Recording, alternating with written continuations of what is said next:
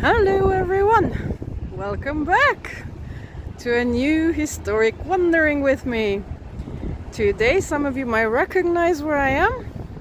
This is the road that leads towards Buckingham Palace, but that's not what I'm going to be showing you today. I'm going to be showing you something else. Give me a sec. I will be showing you this. This is called the Wellington Arch, which is right in the heart of London, here at Hyde Park Corner, on the edge of Green Park, and just as I said before, a short walk from Buckingham Palace. This spot has been a ceremonial gateway into central London for almost 200 years. I'm gonna cross onto the other side, so we are not gonna have buses and other cars passing by, and I'll tell you more about its history. It's gonna be a little bit of a video because it is a main road, but I'll try my best to tell you some useful information about it. You can see it beautifully from here. This is the back side of it, and I'm gonna cross underneath to go to the front. It was built in the mid 1820s, between 1825 and 27, as part of a big plan to improve this whole area of London. It was originally designed as an outer entrance to the Buckingham Palace, standing opposite the Hyde Park screen as a grand gateway into the city from the west.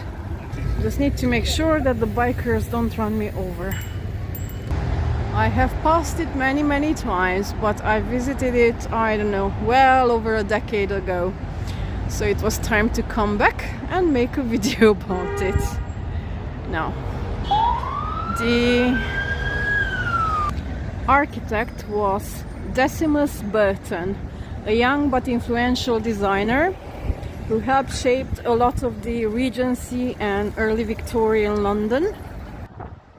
The arch is in a neoclassical style, inspired by the ancient Roman triumphal arches, but Burton's full decorative scheme was never completed because costs were cut while the money was being poured into Buckingham Palace.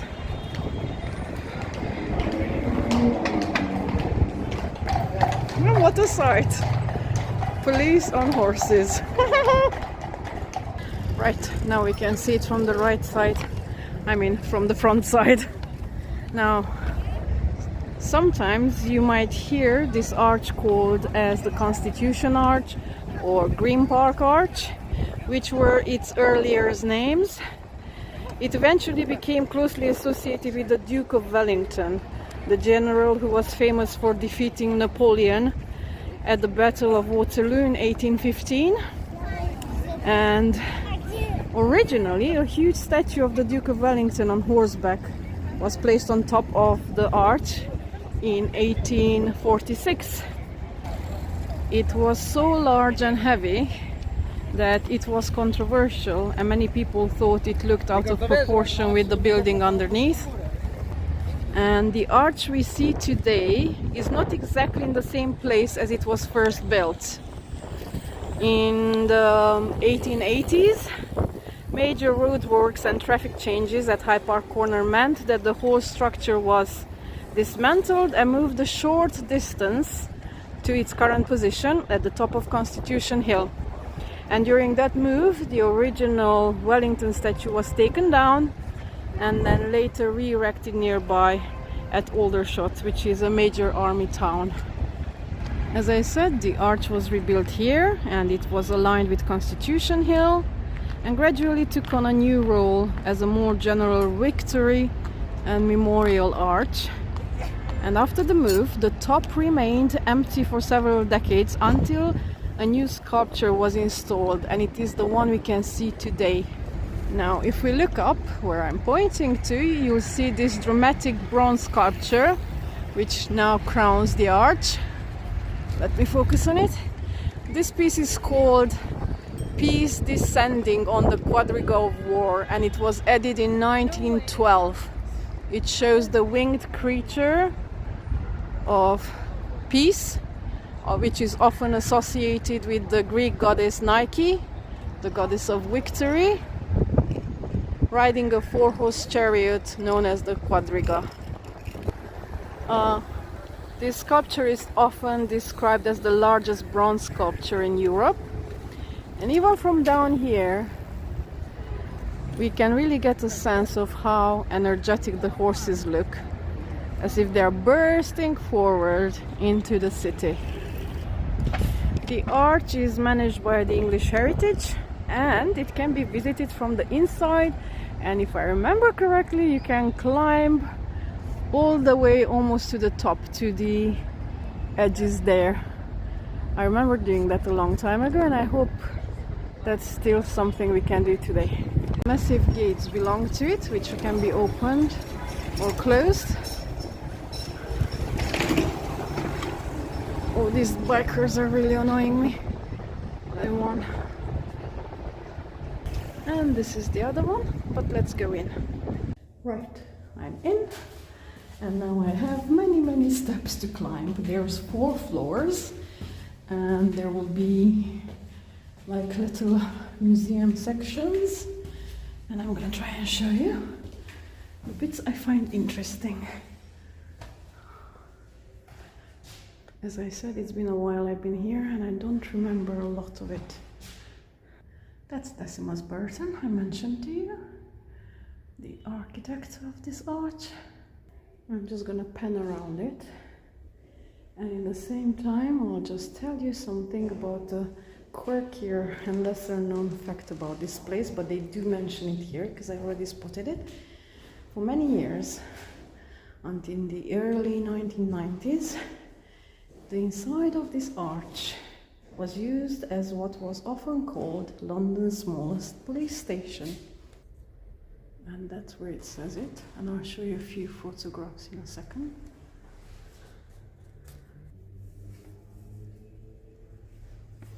There was even a cat.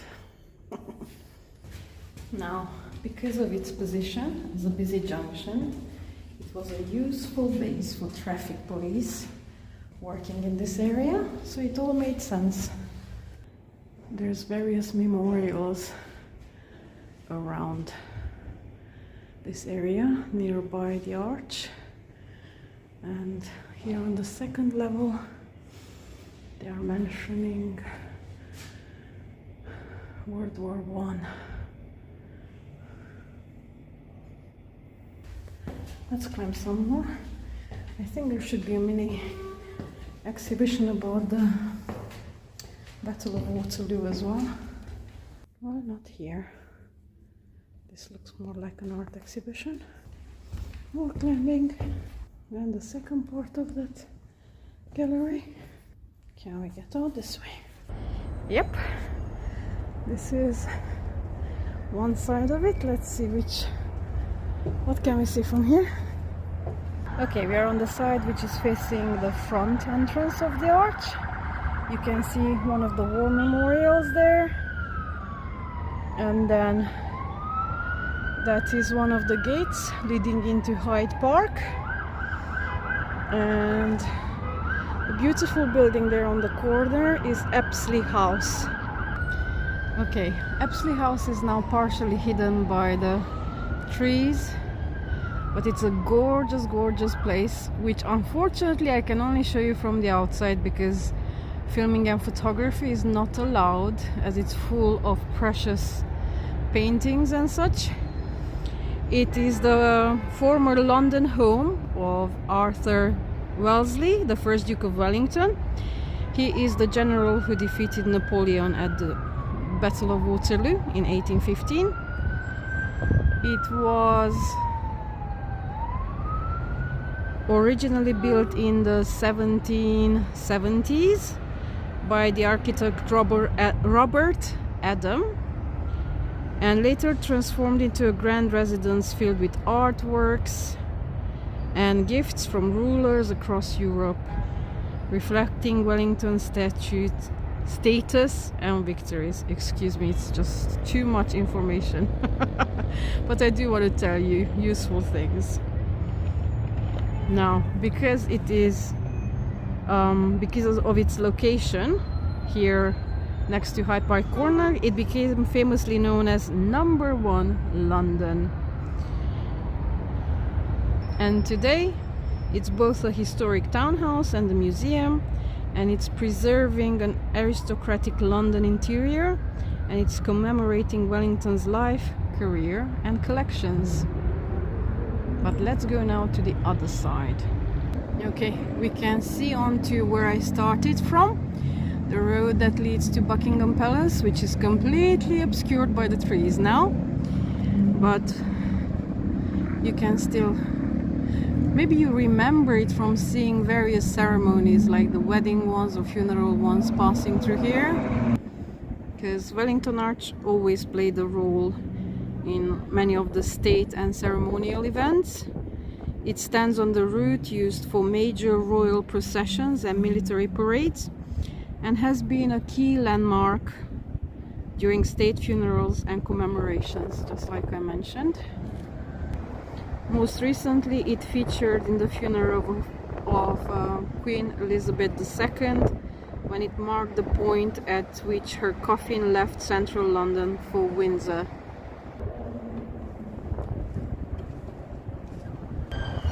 Every day the household cavalry, okay, let's watch the ambulance pass.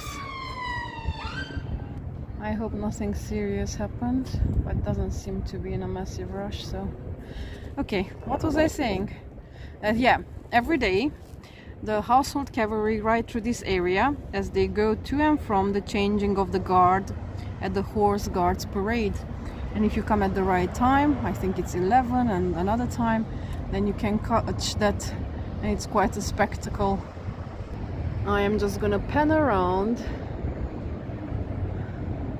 so you can have an idea. I think in the distance we can see, let me zoom on.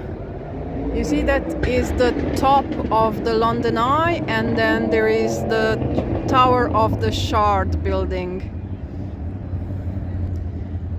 And then Buckingham Palace is hidden by the trees. That's their gardens. And then this way down is the road to Victoria. And in central London there's always a lot of noise, and I'm just trying to point up to see the top of the statue. I can see the wings of Nike or peace, but that's about it. Now I need to go down all the stairs I came up. There's a little simple map with the highlights I actually mentioned to you. Now they must have moved the Waterloo exhibition because it's not here, so that's that. I would have rather seen that than these, but it's not my call. We are not allowed to climb further up. Obviously I would have liked to, because I like to climb up to the top of buildings and things, but nope. So I just make my way down. Look at all the steps. Right, so this was Wellington Arch, a neoclassical gateway, a Napoleonic War memorial, and a vantage point over Royal London. And as I mentioned, even a former tiny police station, all rolled into one. Now I hope you enjoy this. It was a different kind of wandering yet again, but those of you who follow my channel and my wanderings will know that I always try to find something interesting to show you. So if you ever come to London, I just wanted you to know that this can be visited, and come give it a try.